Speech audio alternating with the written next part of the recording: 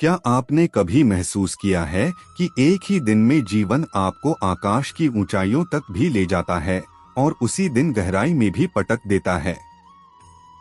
सुबह सफलता की मुस्कान, शाम को चिंता की छाया।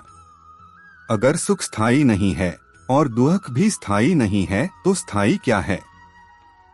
भगवद गीता कहती है, स्थायी है समत्व बुद्धि। आज हम उसी समत्व को समझेंगे जो मनुष्य को भीतर से अडिग बनाता है, चाहे बाहर की दुनिया कैसी भी हो। एक, समत्व बुद्धि क्या है? समत्व बुद्धि का अर्थ है सुख और दुख, लाभ और हानि, मान और अपमान, इन सब में मन का संतुलन बनाए रखना। यह उदासीनता नहीं है, भावनाहीनता नहीं है, यह जागरूक संतुलन है।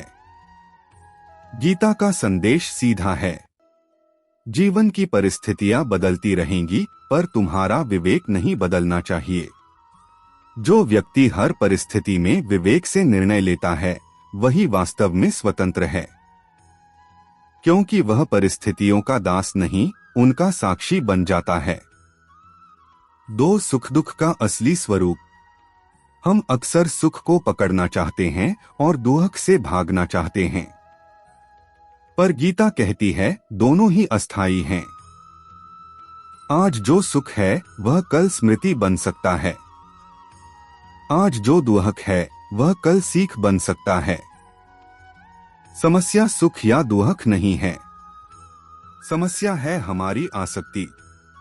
जहां आसक्ति है वहीं भय है, जहां भय है वहां शांति नहीं। समत्व बुद्धि हमें सिखाती है, अनुभव करो पर चिपको मत। 3, अर्जुन का भ्रम और कृष्ण का समाधान। महाभारत के युद्ध क्षेत्र में अर्जुन का हृदय कांप रहा था। अपने ही लोगों के सामने धनुष उठाना यह उसके लिए असहनीय था। अर्जुन ने कहा, मैं जीत नहीं चाहता, राज्य नहीं चाहता, यदि इसकी कीमत अपने ही लोगों का विनाश है। यह करुणा थी पर विवेक नहीं। यहीं से गीता का जन्म हुआ। कृष्ण ने कहा, कर्तव्य करो, फल की आसक्ति छोड़ो, क्योंकि फल पर तुम्हारा अधिकार नहीं, कर्म पर है। यही समत्व बुद्धि की जड़ है। आज के जीवन में समत्व क्यों कठिन है? आज का मन लगातार तुलना करता है।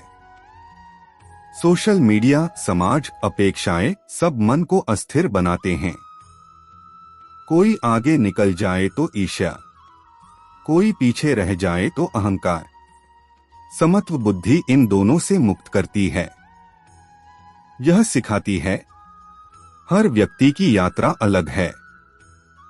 तुम्हारा मार्ग, तुम्हारा समय, तुम्हारा संघर्ष सब अद्वितीय है। 5, छोटी कहानी, किसान और मौसम। एक किसान था। एक साल खूब बारिश हुई, फसल लहलहाई। लोग बोले, तुम बहुत भाग्यशाली हो। किसान बोला, देखेंगे। अगले साल सूखा पड़ा, फसल नष्ट। लोग बोले, तुम बहुत दुर्भाग्यशाली हो। किसान फिर बोला, देखेंगे। कुछ समय बाद उसी सूखे में नई खेती की विधि सीखी गई, जो आगे चलकर उसे सबसे सफल किसान बना गई। कहानी का सार, हर घटना का अंतिम अर्थ समय तय करता है। समत्व बुद्धि हमें अभी के निर्णयों में अंधा नहीं होने देती। 6, समत्व और कर्मयोग।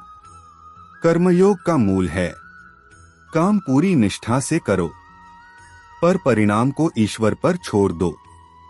जब तुम परिणाम से चिपकते हो तब डर पैदा होता है, असफलता का, आलोचना का, हानि का। समत्व बुद्धि कहती है, मैं अपना सर्वश्रेष्ठ दूंगा, बाकी स्वीकार करूंगा। यही स्वीकार शांति का द्वार है। 7, क्रोध, ईर्ष्या और समत्व। क्रोध तब आता है जब हमारी इच्छा पूरी नहीं होती। ईर्ष्या तब आती है जब किसी और की इच्छा पूरी होती दिखती है। दोनों ही स्थितियों में मन असंतुलित है। समत्व बुद्धि अभ्यास से आती है। ठहर कर प्रतिक्रिया देना, तुरंत निर्णय न लेना, स्वयं से प्रश्न करना, क्या यह स्थायी है? जो व्यक्ति प्रतिक्रिया के बजाय प्रतिक्रिया से पहले ठहरना सीख जाता है, वही सच्चा साधक है। 8 असफलता में समत्व। असफलता जीवन का अंत नहीं, वह दिशा संकेत है। समत्व बुद्धि असफलता को अपमान नहीं बनाती, उसे अनुभव बना देती है। जो आज गिरा है वही कल संभलना जानता है। जो कभी नहीं गिरा वह गहराई नहीं समझता। सफलता में समत्व। सफलता भी परीक्षा है। यह अहंकार को जन्म दे सकती है। समत्व बुद्धि कहती है, मैं माध्यम हूं, करता नहीं। जब सफलता मिले तो कृतज्ञ रहो, जब न मिले तो धैर्य रखो। दोनों में सिर झुका रहे, यही समत्व है। 10 दैनिक जीवन में समत्व कैसे विकसित करें। प्रातः मौन के 5 मिनट मन को स्थिर करें। कर्म पर ध्यान, फल पर नहीं। तुलना से दूरी। हर रात आत्म परीक्षण, आज कहाँ असंतुलन हुआ। श्वास पर ध्यान, भावनाएं शांत होती हैं। समत्व कोई सिद्धांत नहीं, यह अभ्यास है। 11 समत्व और शांति। शांति बाहर नहीं मिलती, वह भीतर के संतुलन से जन्म लेती है। जिस दिन तुम सुख में बहकते नहीं और दुख में टूटते नहीं, उस दिन समझ लेना गीता तुम्हारे जीवन में उतर आई है। जीवन लहरों से भरा है। लहरों को रोक नहीं सकते, पर तैरना सीख सकते हैं। समत्व बुद्धि वही तैरने की कला है। अगर यह संदेश आपके मन को छू गया हो तो इसे जीवन में उतारिए। यही सच्ची भक्ति है, यही सच्चा योग है। 12 समत्व बुद्धि और भय का अंत। मनुष्य का सबसे बड़ा शत्रु भय है। भय असफलता का नहीं होता, भय होता है नियंत्रण खो देने का। जब हम परिणाम से बंध जाते हैं तब डर पैदा होता है। गीता का रहस्य कहता है, जो व्यक्ति परिणाम को छोड़ देता है वह निर्भय हो जाता है।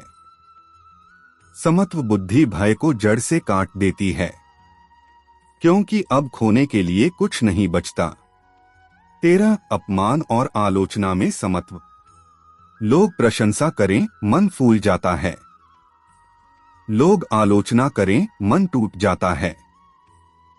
लेकिन प्रश्न यह है, क्या लोगों की जुबान से आपका मूल्य तय होना चाहिए? समत्व बुद्धि कहती है, लोगों की राय मौसम की तरह है, आज धूप कल बारिश। जो व्यक्ति अपने आत्ममूल्य को दूसरों की बातों से जोड़ देता है वह कभी स्थिर नहीं रह सकता। 14 संबंधों में समत्व। हम सबसे ज्यादा दुख अजनबियों से नहीं, अपने लोगों से पाते हैं। क्यों? क्योंकि वहां अपेक्षा होती है। समत्व बुद्धि सिखाती है, प्रेम करो पर अधिकार मत रखो।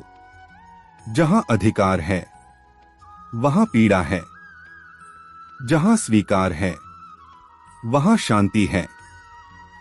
15 भक्ति और समत्व का गहरा संबंध। बहुत लोग समझते हैं कि भक्ति का अर्थ है केवल पूजा, लेकिन गीता कहती है, सच्ची भक्ति है हर स्थिति को स्वीकार करना। जो सुख में भी ईश्वर को याद करे और दुख में भी ईश्वर से शिकायत न करे, वही सच्चा भक्त है। समत्व बुद्धि ही भक्ति की परिपक्व अवस्था है। 16 क्यों अधिकतर लोग शांत नहीं रह पाते? क्योंकि उनका मन हमेशा या तो अतीत में जी रहा होता है या भविष्य में डर रहा होता है। समत्व बुद्धि वर्तमान में जीना सिखाती है। जो अभी है वही सत्य है, जो अभी नहीं है उसके लिए परेशान होना, अपने आज को बर्बाद करना है। 17 बहुत गहरी छोटी कहानी। एक साधु से किसी ने पूछा, आप हमेशा शांत कैसे रहते हैं? साधु ने पानी से भरा गिलास दिखाया, फिर उसमें धीरे धीरे पत्थर डालने लगे। पानी गिरने लगा। साधु बोले, अगर मैं पहले जानता कि गिलास सीमित है तो क्या मैं इतना भरता? कहानी का अर्थ, हम जीवन में उतना ही दुख भरते हैं जितनी हमें अपेक्षाएं होती हैं। समत्व अपेक्षाओं को सीमित करता है। 18 समत्व और आत्मसम्मान। समत्व का अर्थ यह नहीं कि आप अन्याय सहें। समत्व का अर्थ है अन्याय के सामने भी विवेक न खोना। क्रोध में लिया गया सही निर्णय भी गलत बन जाता है। शांत मन से लिया गया कठोर निर्णय भी धर्म बन जाता है। 19 जब सब कुछ आपके खिलाफ लगे। ऐसे समय में गीता का संदेश है, जो हो रहा है वह तुम्हें तोड़ने नहीं, तुम्हें बनाने के लिए हो रहा है।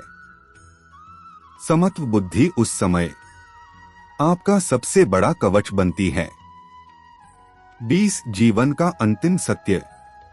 सुख आएगा चला जाएगा, दुख आएगा चला जाएगा, लोग आएंगे चले जाएंगे, लेकिन यदि कुछ स्थायी है तो वह है आपकी चेतना।